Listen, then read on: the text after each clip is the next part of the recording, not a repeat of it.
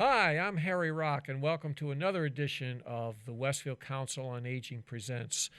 This is a special collaborative effort between Tina Gorman, Executive Director of the Westfield Senior Center, and Pete Coles, who is the producer of WCPC Westfield Cable Channel 15. Today, our topic is on Westfield Veteran Services. Our guest is Julie Barnes, who is the Director of the Veteran Services here at the Senior Center, actually located at 45 Noble Street. And Julie, it's a thrill to have you here. I enjoyed going through your resume, and there's a theme that really stuck out for me, and I'll mention that as I go through this. You grew up in Granville and graduated from Southwick High School, and then graduated from Westfield State. So you're definitely a local girl here from our area. Yes. Then you went into the Air National Guard, spent 9 years, and had a great tenure there, serving our country. Then you went to served as the development director at the Westfield Rescue Mission for 13 years, which is significant. I know exactly where that is because I used to go by there on my way to Springfield College every day when I was working there. And then you have, in 2018, you came to the Westfield Veteran Services and have served as director since then. So the thing that, as I was looking at your resume, the thing that resonated with me was the fact that, wow, Julie loves to serve people. You love to give back. You love to help others. And it's all that servant leader mentality. It's about what can I do for others, not what can I do for myself, but what can I do for others. And that really resonates and comes through here. And I'm really impressed with your background. And so I'm looking forward to hearing what's happening with the Veteran Services here in Westfield. I don't know a whole lot about it myself. I've come across them as part of the Westfield 350. You were helping me get them lined up for our parade and some other events that we were doing. Some things that we haven't done for a while. Yeah, I know. Those parades are going to be a long time before we do those. And also certainly the what's the big tribute that we do over at Parker Park? That's for Memorial Day. Is that the Memorial Day? Yeah, Memorial Day, Veterans Day are the two big ones that we do at Parker Park. We'll have usually have a parade and then a ceremony afterwards, but not this year. We're still holding out hope for the Veterans Day parade, but the Veterans Organization want to do it, but doesn't look like it's going to happen just because of the constraints. I don't see it. I don't really see it happening. And your husband, Brian, he was also in the military, a former wing commander down at... we were both at Barnes. We started at Barnes Air National Guard here in Westfield. Is that where you met? Yeah, that's where we met, At Barnes, my gosh. Yeah, and then we both ended up down in Baltimore. And that's where I flew C-130s, and he flew A-10s down at that base. And then... we both went up to New York, and he was the base commander at Fort Drum up there, and I was down in Syracuse, and then I got out to raise our kids, and I thought, that's it. Had a good run. I actually did 11 years, had a good run in the military. I loved it. It was great. Would have loved to gone back in, but the kids took priority, and I'm glad we did that. We're both really glad we did that. But when this came about, this position here, as the Director of Veteran Services, I was ecstatic because I didn't think I'd be able to serve in a military capacity again. And coming from my background at the Rescue Mission, where it's a nonprofit rehabilitation center, and you're helping people get back on their feet. And a big part of Veteran Services is helping veterans who are either low income or unemployed or underemployed or just below the poverty level. You're helping them get back on their feet, just make ends meet. And Massachusetts is the only state in the country that has this program. Is really? Yes. Say that again. Massachusetts is the only state in the entire country that has this program for veterans. That's because hard it's to separate believe. from the VA. We're not the VA. Okay. It gets very confusing because we do help with VA benefits, which is like if somebody has a service-connected disability or they got hurt in the service and say they fell off a truck and hurt their knee and now they got big problems. They having trouble walking when they're 50, 60, 70. They can come back and say, hey, I got this documented. Can you help me put in for a service-connected disability? And we do that. And James is in our office, and he does that portion of it. I work the other side, which is the state side, and that's for the low income. And it pays for medical benefits for folks who are low income. We'll pay back their Medicare Part B, will pay back their Blue Cross Blue Shield Tufts, other medications, eyeglasses, hearing aids. So I'm really hoping to, get this information out to people, but it's tough. It's tough to to get the information to people and have them come in. A lot of folks who are World War II, Korea, Vietnam, they feel like they served their time, they did what they should, and they don't want to take the services.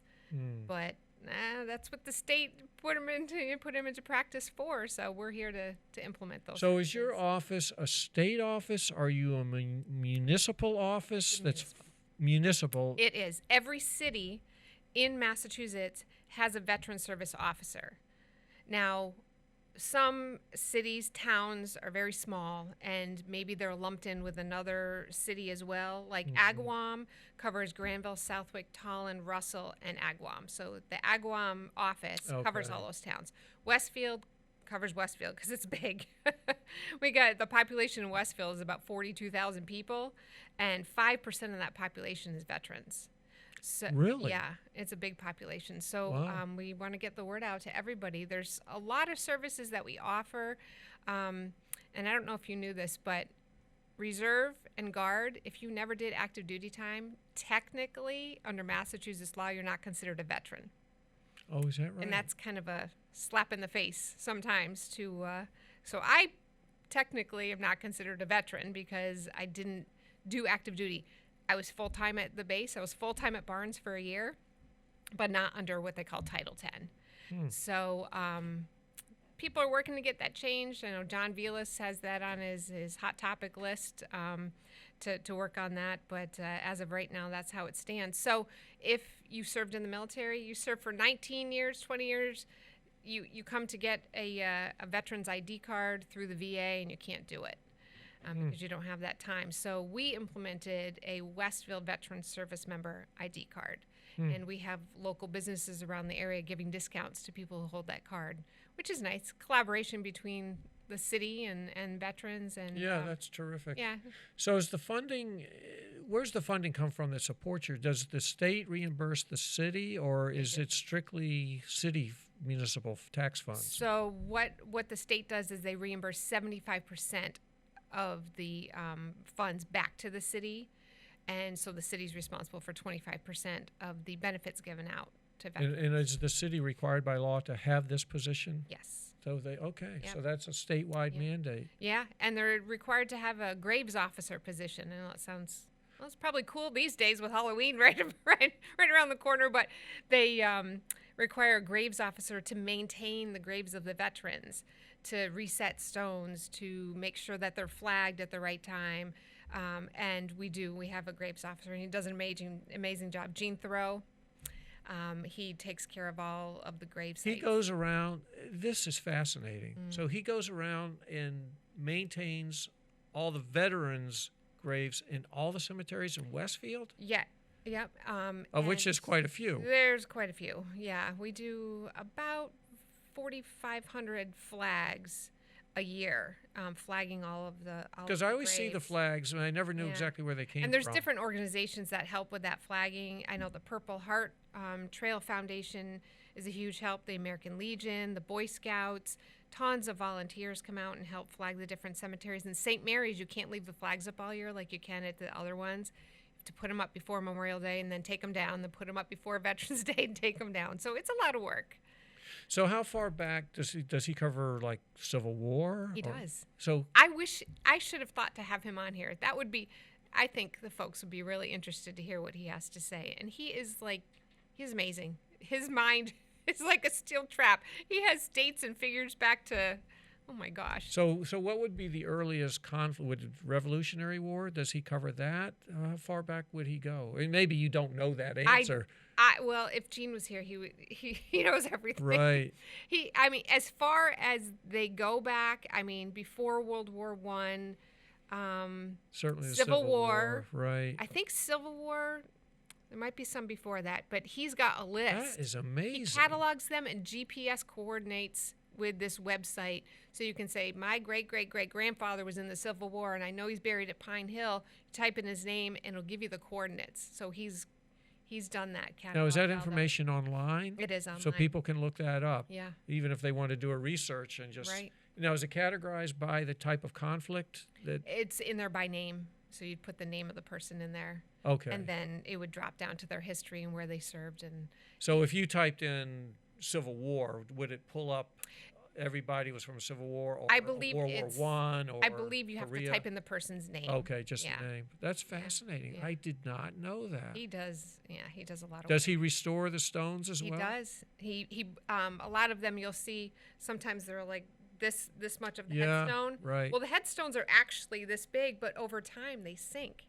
Because now they'll lay a foundation. Back then, they didn't lay the foundation. They would put them in there, and They he are cleans them. sinking? Yeah. So he lifts them. If they're cracked, he gets and he does it all with correct preservation, composite, and cleaning supplies that won't injure the stone and won't hurt the environment. So the research this man does is amazing. That is absolutely fascinating. I did not know that. And he's always looking for volunteers. So if anybody right. call our office or anybody wants I to help. live right next to Middle Farm Cemetery, Okay, he does which a is lot up there. yeah, The folks that work there are great. There's two guys that run that cemetery, do an right. amazing job. Yeah, my neighbors, and they're constantly in there. I tell people, I say, I hope you never retire I know. because somebody's going to have a tough time replacing you. But it's the best kept cemetery It I is. think It's in beautiful. Westfield. Gene says that too. He does just such an amazing. There are two of them Yep. that do that, and I hear them in there all the time with their mowers, and Yeah. they're always. I've also seen there's been a couple of people that have been in there restoring stones. Now, That's Gene.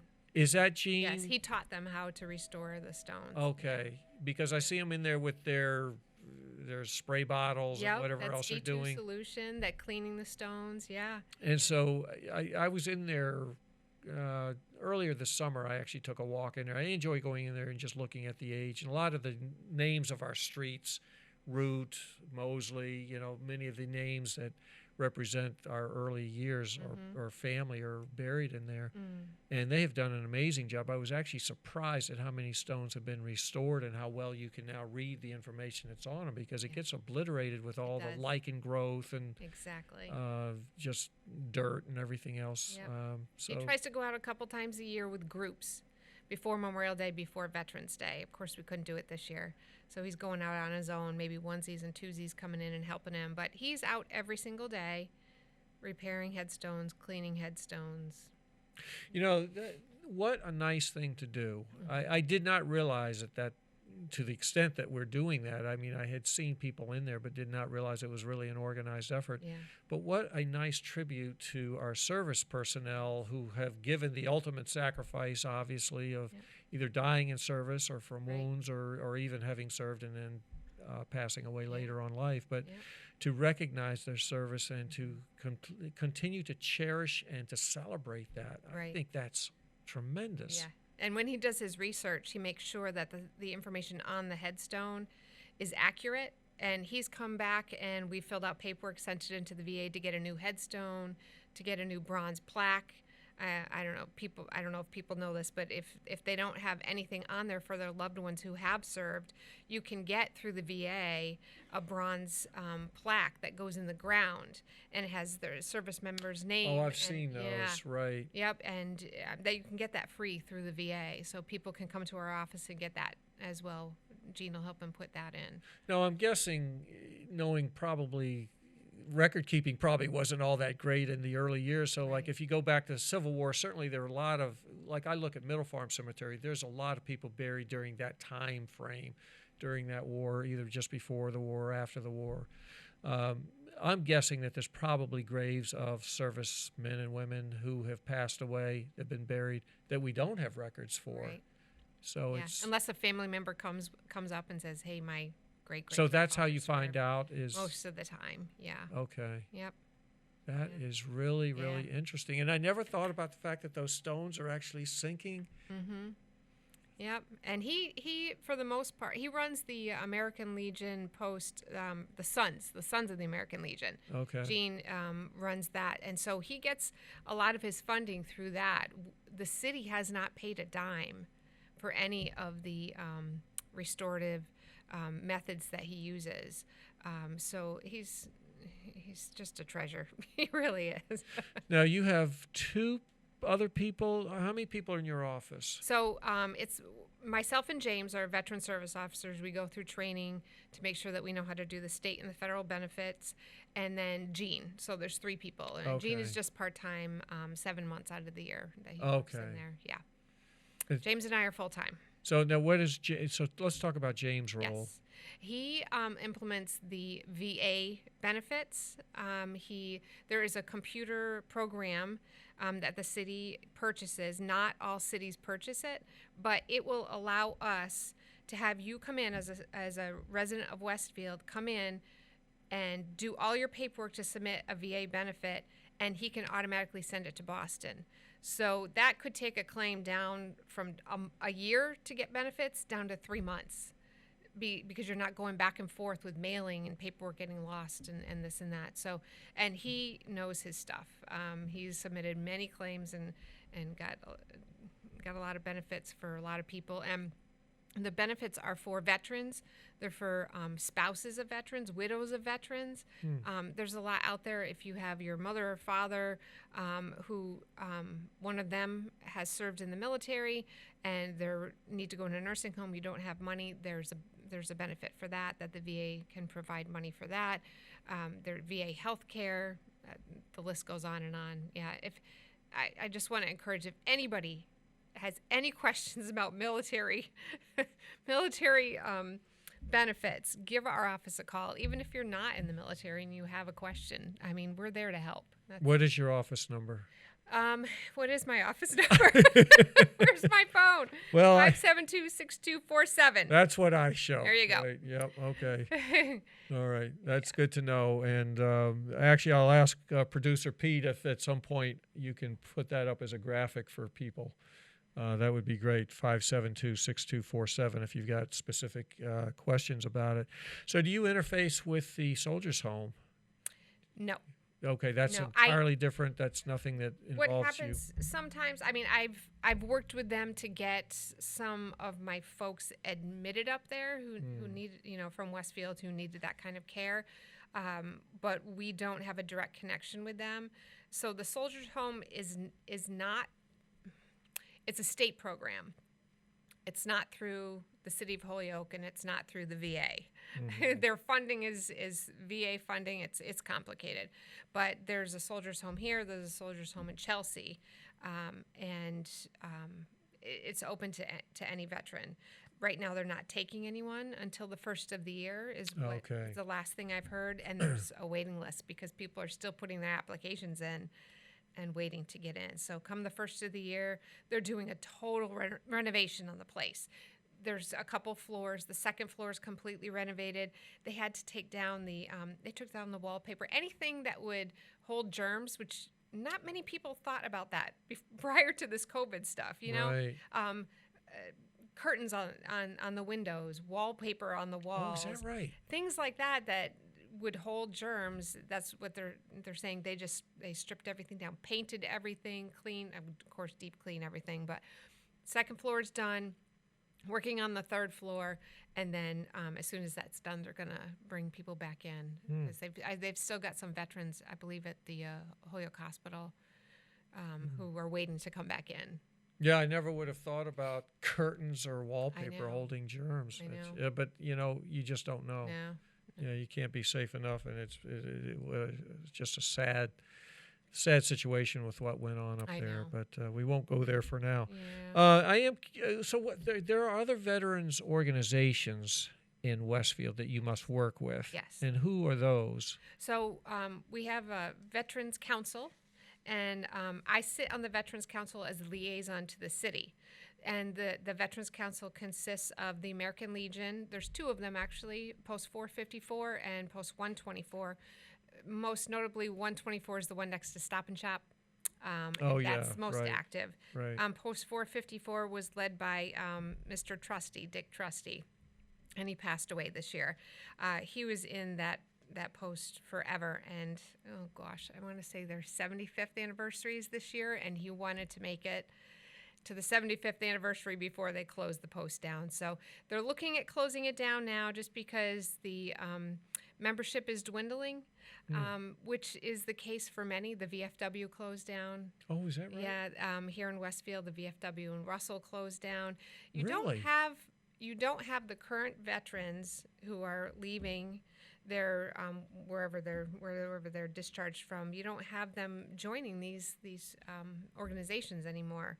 I personally think it's a big reason for a lot of the depression that you see when people come out of the military. If you've never been in the military, I don't know if there's anything that quite compares to the camaraderie that you have when you serve alongside someone, and specifically for those who have been in combat.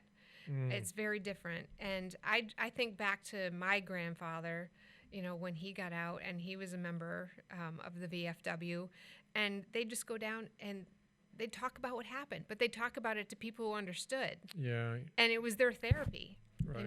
Now the therapy is with a therapist, and it gets to the point where you need a therapist. You want to cut it off before that. I would encourage everybody who served to join one of the organizations. The Marine Corps League is up across from, can we say names? Is this Yeah, absolutely. It's across from Elm Pizza. Yep. Yeah, on North Elm. Yeah, it's the old fire southbound. station. Southbound, right. And actually, there's a mailbox right out in front of the Marine Corps League, and that is for old flags, and they retire them properly. So if anybody's wondering, what do I do with my tattered We have an flag? old one, and I did not know what to do with That mailbox in front of the Marine Corps League, which is the old fire that's station good to building know. next to the Okay. Butcher Block and all that right it. there. Right. Yep, just throw the flag in there, and they have a ceremony, and they retire it. John Velas is going to do something at the end of this month as well at the Senior Center to retire old flags, and you can always bring them into our office. We have a box, and then we give them to that's the good to American know. Legion. Okay. Yeah. I know nobody never knows what to do with it. Right. Hand it into a veterans organization. So the Marine Corps League is there. You got the American Legion posts, the two of those, and then the Vietnam veterans have a post as well. And they meet at the Elm Street building, right next to, across from Family Pizza. Yeah. Can you tell I eat Pasquale's, is it pizza? Yeah, I know. Is it Pasquale's restaurant? Pasquale's is right next there door? too. Right. Yes. Yeah. Right. Almost across from the clock tower, actually. Yeah. Right down there. Right. Yeah. Okay. Is it a stretch to say that more recent conflicts, there's more camaraderie and support, or is it the opposite? Is it I would the say World the War opposite. II, Absolutely. the World War II, generation? Korea, Vietnam, those folks, yeah, they kind of pair up, and well, I think they have more time as well, Right. because you get They're the younger older. folks are working full time too. And we started our Vet to Vet Cafe before this whole COVID thing hit. We had our first one in February, and then that was the end. But it was great. We had 100 people show up to the first one. And it's not generational. It's not geared toward any specific war. It's not geared toward any specific Air Force, Army, nothing. And so it was just really neat to see folks come in and just sit around and talk. We just had coffee and donuts, and they loved it. And we can't wait to start that back up again. We also have that ID card program, which we can't start back up again until the Senior Center opens. I know a lot of folks have been calling, wanting to get their ID, and we can't let people into the building. So let's talk about that just for a second, so Yes. that people are aware of it once that opens up. What is the ID, and what does it give them? Right. So it just shows that you've served in the military. What we need from people is a copy of their discharge papers. If they're in the Air National Guard, Army National Guard, it's a NJB 22, or your discharge papers, your DD 214 people who serve know what those forms are, so that we can absolutely say, yes, you have served in the military, you were discharged honorably. That was one qualification we have on there as well. And so that the folks in the surrounding area who join the program, there's a list on our website, and it's under the city website, and just type in Veteran Services. There's a list. I think we're almost up to 30 businesses in Westfield who support veterans and give a discount to veterans when they come in. So if you have that ID card, you want to shop locally, that's one benefit. And then it just shows yeah, I served. You don't have to carry around your paper in your pocket. Right. Oh, yeah. No, I think that's fabulous. You had mentioned that 5% of the population of Westfield are veterans. Right. Do you have any makeup of that, or do we know anything about how many exactly? What's the makeup of who we have for veterans here? Yeah, it's funny. How I derived that is from the census, and so there may be more, and I'm sure there are more. So if you checked off you're a veteran on that on your census, that's how I found. I got the names from City Hall because I sent a mailing out, just letting people know, hey, we're here, we're downtown, and this is the services that we offer.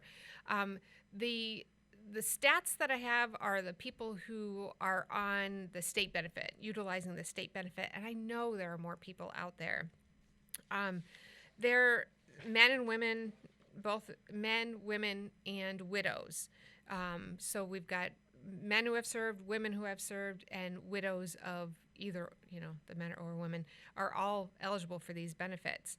And it's small portion, about between 80 and 100, depending on the month, who take advantage of the state benefits, which I say would be a good thing because the standards are pretty low for that benefit, and I'd hate to see people in that position. But hey, if you're living on Social Security and it's low, come see me if you're a veteran because we can help. It's well worth it just to inquire.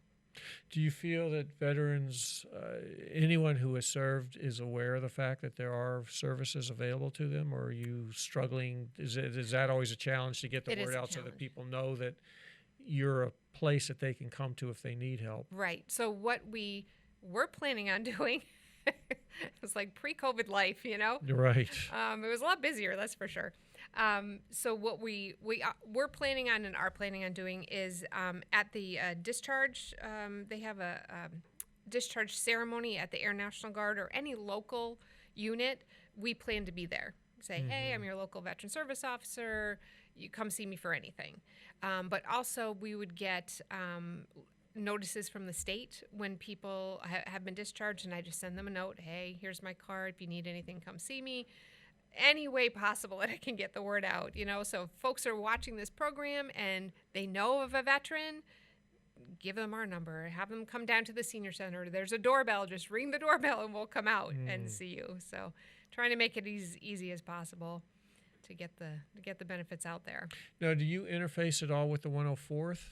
Yes. The fact that it's here in Westfield and so local? That's what, when they have their discharge ceremonies or their family events, the plan was for us to be there and start working on that. The first year that I was in this position, I was just a little overwhelmed trying to learn everything.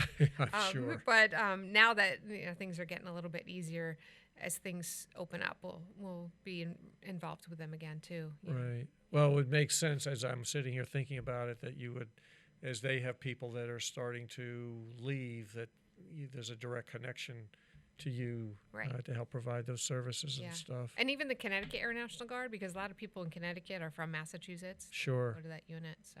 Right. Yeah. Is one base larger than the other, the one in Connecticut versus here in Westfield, or are they about the same size? I think they're pretty comparable. I'm just thinking even of their the ones in Connecticut, just thinking logically, it's the C-130, so they have larger air crews, so there may be more people down at that unit, whereas Westfield has the fighter, so there may be less people, but I don't know. Right. I could call my husband in and have him answer that question. Right.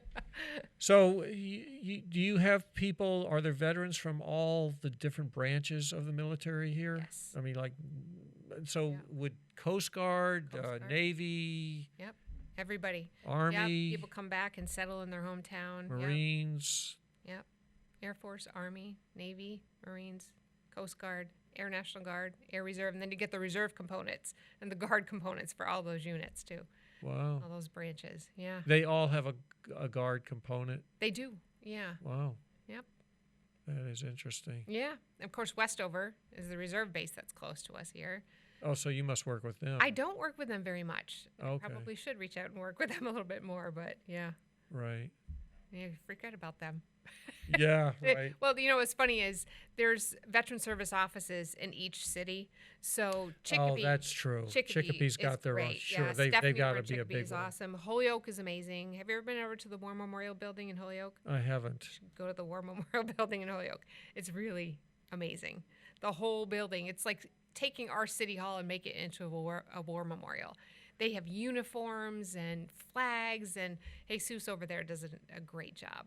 Is that right? Mm-hmm. Where do you know where it's located? Not off the top. No, that's okay. It's That's across okay. from a McDonald's. Okay, but people can look it up. But the Yes, it's War called Memorial Building. the Holyoke War Memorial, or Yes, War Memorial Building in Holyoke. that is Yes. fast. I had no idea. Yeah, go over there. I mean, there's the different veteran service offices do a great job, and people that have been there for a long time. We sit on in court on days when people are being evicted, and James actually goes once a month to that court date, and we're just there because if they are a veteran, then there are VA services available to them. So we want to make sure we're there at that time and let the judge know, hey, listen, we can stop this eviction. The federal government will pay for that. The state government might be able to help with that as well. There's so many services out there available to veterans. Mm. Yeah. Speaking of that, that's a great lead-in. So how do you communicate?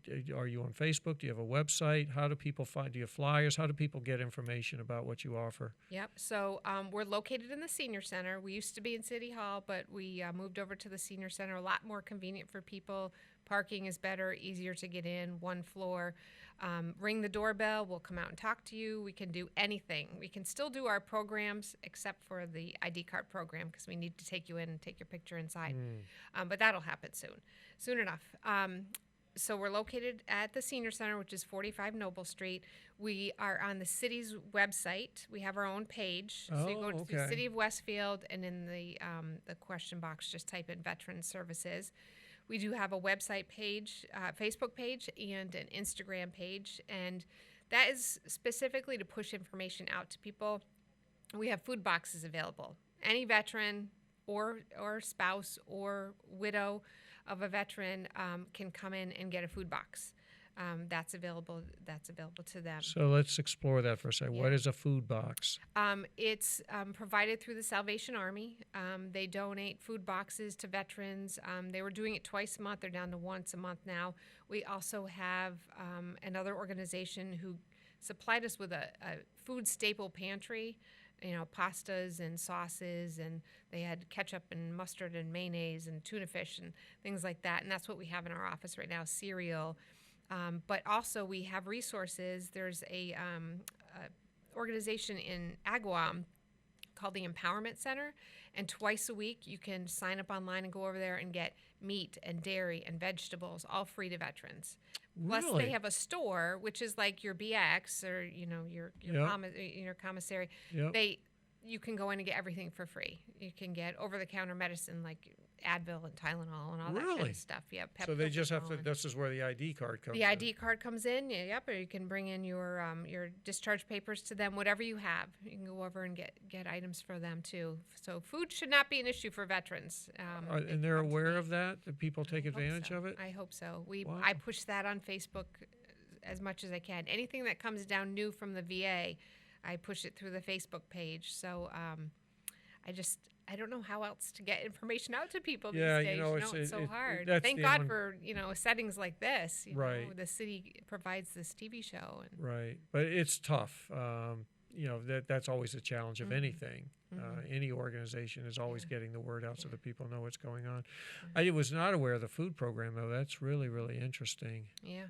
I'm guessing that there are veterans who get discharged, especially ones who have been in direct conflict. And I was certainly never myself in that kind of a situation. I can't imagine the impact it would have on one's personality and the difficulty sometimes of kind of re-immersing yourself into regular society. But I'm guessing that there's veterans out there that really struggle with that and cannot make that transition. And this is probably where the homeless population comes from in some cases, or just living out in the woods or that type of thing. And so these are important services for them. Right, right. We try and reach out. There are organizations who reach out to the homeless specifically. When I worked at the shelter in Springfield, we had people come in and work directly with them and try and get them into housing, get them into rehab, and get them some, therapy. And they don't want to talk. And I think once people open up, it's so much better, and that's where the local organizations come in. You get involved with people and talk to people who've been there. I think you just you open up a little bit about it. What counseling services are available to veterans that need that kind of help? Through the VA. Okay, so that's through the VA. Yep. So we have the application for VA healthcare. They can come into our office, take it with you, go up to Leeds VA hospital, and you get right in. Get right in and talk to somebody. And then there's the suicide, which is a big problem. Yeah, I was just going to ask you about that. Nobody likes to talk about that, but that's always once a year we have a big conference on that, and just it's sad. It's hard to hear, and I'm sure everybody's been affected, family members or friends, one way or another, of someone who's taken their own life. But there are the suicide prevention hotline for VA, but anybody can call that. They wanted to push that out there. It's the crisis line through the VA. They told us to put it right in our phone. I should have it right on me. My phone's over there. Yeah, right. But when you have someone like that, to call the hotline, anybody, anywhere, if you have someone who's even talking about it, they need help right then. Right. Don't just say, they're just talking about it, they're just blowing off steam. Just take it seriously. I think that's the biggest thing that comes across in these conferences that we go to. Don't underestimate the power of words, and if someone's starting to talk about it, then they need help right then and there. Bring them to the emergency room. That's probably the easiest thing you can do. Go pick them up, grab them, sit and talk to them, and then bring them to the emergency room. There's services out there for people. VA is a big help up in Northampton at Leeds area. Yeah. That's interesting. Yep. I'm looking at the other services that are here. I mean, there's a lot of acronyms that I'm not even familiar with, but is there anything else on here that we haven't talked about that you would like to bring out so that people are aware of what they have available to them? Yeah, I know that the Vietnam veterans are doing a project trying to locate the folks in Westfield specifically who have served during that era.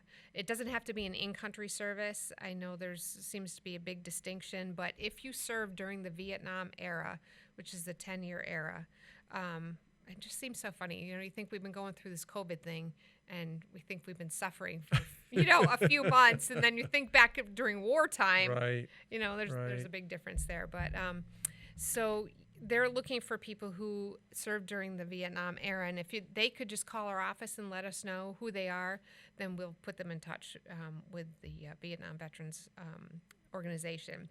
And then the Purple Heart Foundation is looking for people in Westfield who received a Purple Heart. And there's quite a few, but there's no actual running list of people who received the Purple Heart, which is kind of interesting. As I did more research on it, I thought, I'll call Boston and they'll have a list of people. But no, because people move, and it's not recorded all the way back to the beginning of when it was implemented. So if you've received the Purple Heart, give our office a call and we'll put you in touch with them as well. So if you're looking for ways to connect with people during COVID, reach out to us and we'll get you in touch with the people from the different organizations, American Legion Post, Marine Corps League, Vietnam Veterans. They're great people. They're doing things on a small scale, but kind of like the senior center when they're doing their meals. Right. The Legion does their meals on Sundays, and it's just nice to have that camaraderie. Yeah. Exactly. Yeah. Yep. Julie, is there anything else that we haven't talked about that we should bring out so that people are aware of what they have available or the services that they can explore? I think we've touched on a lot of things. If anybody has any question about anything, Right. call me. Even if it doesn't have to do, I have people calling me about things that don't have anything to do with veterans, but they are a veteran and they need help with something else in the city. Or their father or mother is a veteran and they need help with something in the city. You know, I've been in the position for March. It'll be 3 years, so I kind of know. Oh, you go here for this, you go here for that. Just call me. I'm happy to help anybody with anything that has to do with the city. But yeah, specifically veteran stuff, we're here for you. Give us a call. I'm guessing that there will be some kind of celebration for Veterans Day on November 11th. Veterans Day and Pearl Harbor Day are the two events coming up. Veterans Day, November 11th, we're going to do a ceremony. We are going to do a ceremony. Whether it's going to be live and taped or just taped or parade live and taped, I don't know yet. But we will have it on our Facebook page and we will put it on the city website as Okay. well. So just keep an eye out in those two places. It'll be in the paper too. We'll have it in the Right. paper. You know, I have been always impressed with Westfield, how seriously they take these ceremonies, and the Memorial Day Parade, Veterans Day, Pearl Harbor Day. They certainly always go out of their way to make sure that those individuals that served and that were impacted and are still impacted in those families are never forgotten. Right. And they've just done a wonderful job with both the ceremonies, or whether it's parades or speeches or whatever, the flags, the Purple Heart with the flags that they Yep. put up in front of And the the Gold South Star. Middle School. Yeah. It's very in Parker Park Yeah. if you've never been to Parker Park, which is located on Maple Street, Across from the across South Middle from School. South Middle School. Go over there. It's really fascinating to go in. There's memorials. It's basically just a big square, and you can walk around the edge, and there's granite markers and plaques that talk about the different wars and conflicts and who has served from Westfield over that time period. And it's really, really interesting to go in there. And it's certainly a huge part of our city's heritage, our history.